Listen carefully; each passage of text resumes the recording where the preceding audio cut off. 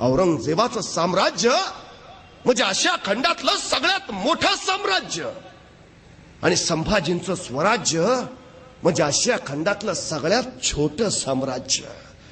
मनभर सैन्य कणभर मराठ्यांना चिरडायला निघालं. औरंगजेबाच्या नुसत्या सरदारांची संख्या 14,500 होती. कैक नातलग शहजादे अफाट अफाट सेनापती, 4 लाखाचं सैन्य, 14 कोटीचा खजिना, 40,000 हत्ती, 70,000 घोडी, 35,000 उंट.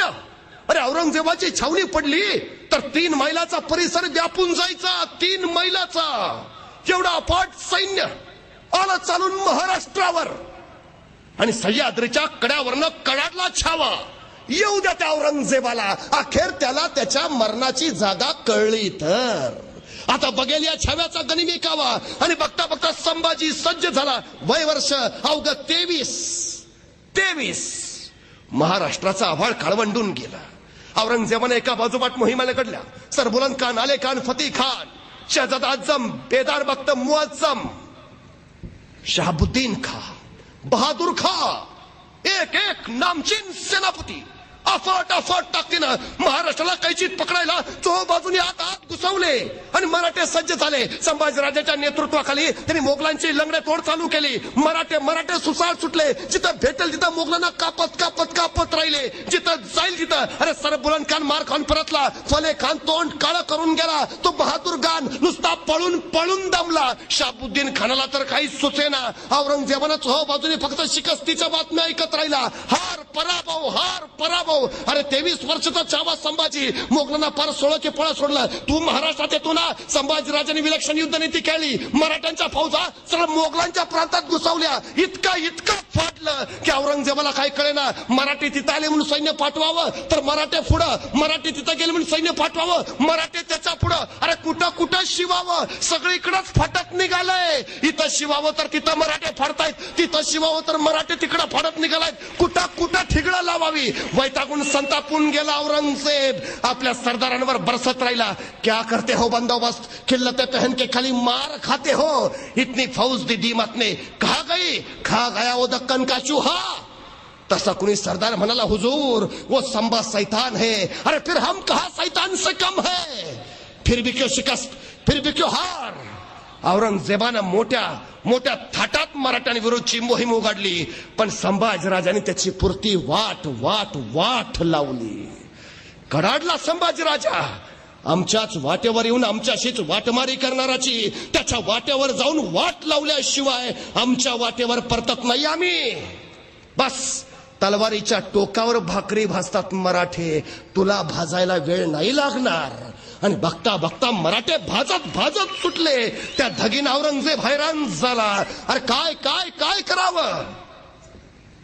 आणि कुणीतरी औरंगजेबाला सल्ला दिला, हुजूर मरहट्टों की जान है उनके गड़किलों में, पहले गड़किले ले लेते हैं. मरहट्टे खुद ब खुद आएंगे, घुटने टेकते हमारे सामने. बहुत को ये बात सच है. आणि त्याने विचारलं, ऐसा कौन सा किला है जो जल्द से जल्द लिया जा सकता है. तरसला होता विजयासाठी औरंगजेब, तरसला होता. विचारतोय ऐसा कौन सा किला है जो जल्द से जल्द लिया जा सकता है. नाही पहिल्याच घासाला खडा लागायला नको. मुहूर्ताचा नारळ पटकन फुटू द्या. असा काहीतरी किल्ला काढा. आणि मग एकाने सांगितलं, हुजूर एक किल्ला आहे नाशिक जिल्ह्यातला, दिंडोरी पासून अवघ्या 10 मैलावर असणारा. प्रभू श्रीराम तिथं विश्रांतीसाठी जायचंय. त्यांची सेज तिथं आहे म्हणून त्या किल्ल्याचं नाव पडलं रामसेज. हुजूर छोटासा किल्ला आहे. आणि मरहट्टे अवघे 600 हुजूर. तोफखाना कुछ नहीं हुजूर. बजमियत कुछ नहीं हुजूर. कौन जाएगा. आणि उभारला शहाबुद्दीन खान, हुजूर हम जाएंगे. कितने दिनों में ले लोगे किला, कितने दिन. हुजूर 1 दिन काफी है.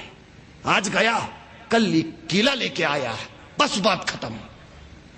औरंगजेब को जला बहुत को 10,000ची फौज दिली. जाओ हमें रामसेज चाहिए. आणि विजयाची खबर ऐकायला औरंगजेब आतुरला. निघाला शहाबुद्दीन खान. वेडा टाकला रामसेजला. अरे अफाट सेना सागर. मराठ्यांचे अवघे 600 मावळेवर न बघतायत. अरे प्रचंड सैन्य, तोफा, बारूद, बचमियत अफाट. आणि बघता बघता शहाबुद्दीननं वेढा लावला, मोर्चे लावले आणि आदेश दिला, यलगार. आणि निघाली मोगली फौज, निघाली निघाली निघाली रामसेजवर. वेसोलांडून पुढा पुढा पुढा फार निम्म्यापर्यंत पोचली. आमच्या मराठ्यांची हालचाल ना प्रतिकार. शहाबुद्दीन खानाला वाटलं बहुतेक न लढताच किल्ला देता येतो वाटतं. मोठा उत्साहाला चलो आगे लेलो किल्ला, चलो चलो चलो सैन्य पुढा पुढा पुढा. पर निम्म्याच्या पुढे आलं तसं आमच्या मराठे सावध झाले. किल्लेदाराची इशारात घुमली, मराठी उभे राहिले, हातातल्या गोपण्या थररल्या, दगडं भरली, सुटली दगडं, दरा दरा दरा दरा थार थार थार थार दगडं आतू लागली. पत्रांची बावचार नुसती. त्या दगडाच्या माराने घाया झाला फतेकांचे. शहाबुद्दीनचं सैन्य पाठीला पाहिलं आणि पळत सुटलं. त्या शहाबुद्दीनच्या मस्तकावर दगड बसलेला. ती जखम दाबीत शहाबुद्दीन म्हणाला, कैसे है ये मरहट्टे, पत्थरों से खेलते हैं. एका दिवसात किल्ला घेतो म्हणलेला फतेह खान, तो शहाबुद्दीन खान रात्री खलबत खाण्यात जखमा शेकत बसला होता. क्या किया जाए अब. त्याचा एक सरदार होता मोठा. त्यांनी युक्ती काढली, हुजूर ऐसा करते हैं, बोलो. नाही, काल आपण चालत चालत गेलो, मग दगड डोक्यावर बसली, मग उद्या चालत चालत नको जायला, मग सरपटत जाऊ. म्हणजे दगड आली तरी वर्ण जातीला आपल्याला लागणार नाही. मोठी नामी कल्पना फतेह खानला पटली. हाय सही करेंगे. दुसऱ्या दिवशी चढाई सुरू झाली. उरला सैन्य निघाला सरपटत सर करत पुढं वेस ओलांडून पुढं पार निम्म्यापर्यंत. कुणी डोकं वर करायला तयार नाही. चुकून डोकं वर करायचो, डोक्यात दगड बसायचा, डोक्याला ताप नको, बघ खालीन चल पुढं. सर करत निघालाय सैन्य. शहाबुद्दीन कडाडतोय, चलो आगे चलो लेलो किल्ला, चलो पुढं टप्प्यात आला सैन्य. आता जवळजवळ किल्ल्यावर पोहोचणारच. शहाबुद्दीन आनंदला लिया चलो आगे. आणि सरपटणारा सैन्य टप्प्यात आलं तसे मराठे सावध झाले. रात्रभर जागून तटबंदीवर मोठमोठ्या दगडी शिळा गोळा करून ठेवलेल्या.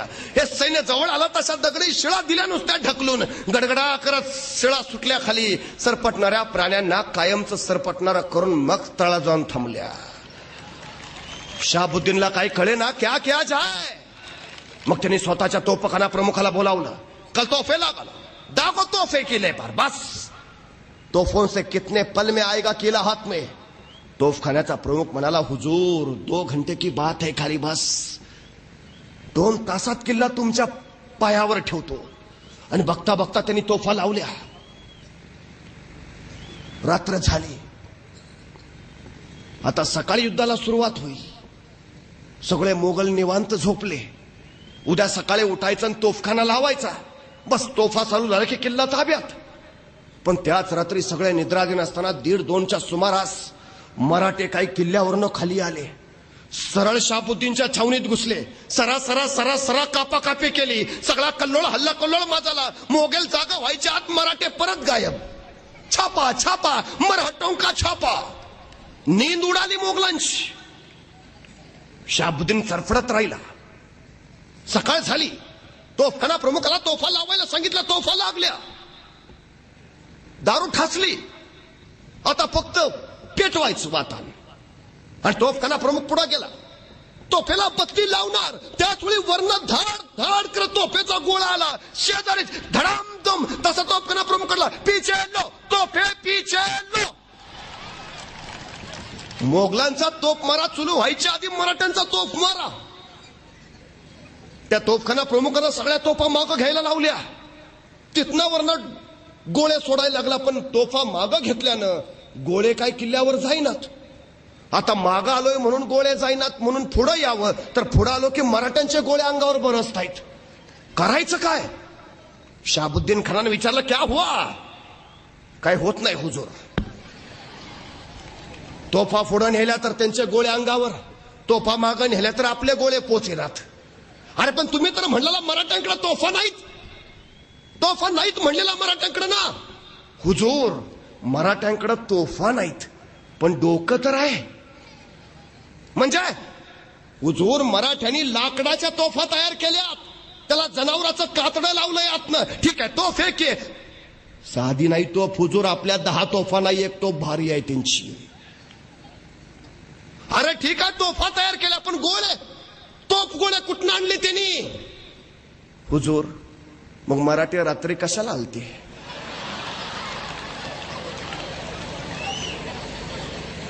हे गोळे आपलेच आहेत.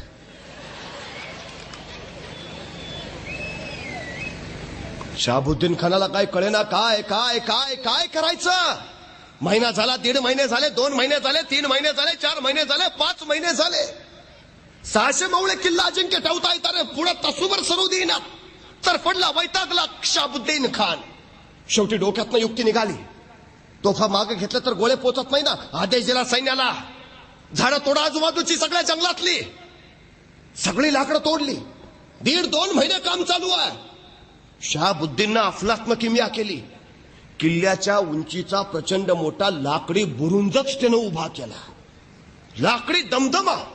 का तर तोफा आता या लाकडी बुरुंजावर नेऊन ठेवायच्या, किल्ल्याच्या उंची इतक्या, आणि तिथनं मग खाली किल्ल्यावर डागायचा. बस, साधी गोष्ट नाही. कौतुक केलं पाहिजे शहाबुद्दीनचं, कौतुक. साधी गोष्ट नाही. अरे किल्ल्याच्या उंची इतका लाकडी बुरुज, आणि तोही केवढा. 50 तोफा बसतील वर, आणि 500 सैनिक उभा राहील वर. एवढा मोठा बुरुंज. सगळा बुरुंज बांधेपर्यंत मराठे शांत बघत राहिले. चालू द्या तुमचं. बुरुंज उभा राहिला, तोफाईवर चढवल्या. आता उद्या बुरुंजावरनं तोफवारी चालू करायची किल्ल्यावर. बस, किती दिवस लढतायत बघू. रात्री सगळे थकले मोगल शांत पडले, आणि मराठे नेमके 1:30 वाजता बाहेर पडले.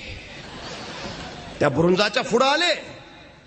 दारू गोळा बुरुंजाच्या कडेने ठासून भरला. पूर्वी हुक्के असायचे, हुक्के. हुक्के म्हणजे गावठी बॉम्ब. नारळाची कवटी घ्यायची, त्यात पॉइंटेड खिळे भरायचे, दारू ठसायची, त्याला वातान लावायची, पेटवायची, आणि द्याचं टाकून. 5-6 नक्की जायबंदी. हे मराठे हुक्के. एका बाजूने मोगलांना पत्ता लागू नये, मोगल छावणीमध्ये हुक्के टाकत राहिले. मोगलांचा कल्लोळ उडाला, आणि तेवढ्या वेळात बुरुंजाभोवती सगळी दारू ठसली. सुरुंग पेरले, वाताने पेटवल्या, आणि बघता बघता पेटली. थोई थोई थोई थोई करत वातान पेटत पेटत गेली, आणि धडामधूम अवघा बुरुज ढासळला. तोफा सकट खाली. मराठ्यांच्या किल्ल्यावर गोळे पडायच्या आधीच मराठ्यांनी बुरुंजाचाच निकाल लावला. वर्ष झालं, 1.5 वर्ष झालं, 2 वर्ष झाली.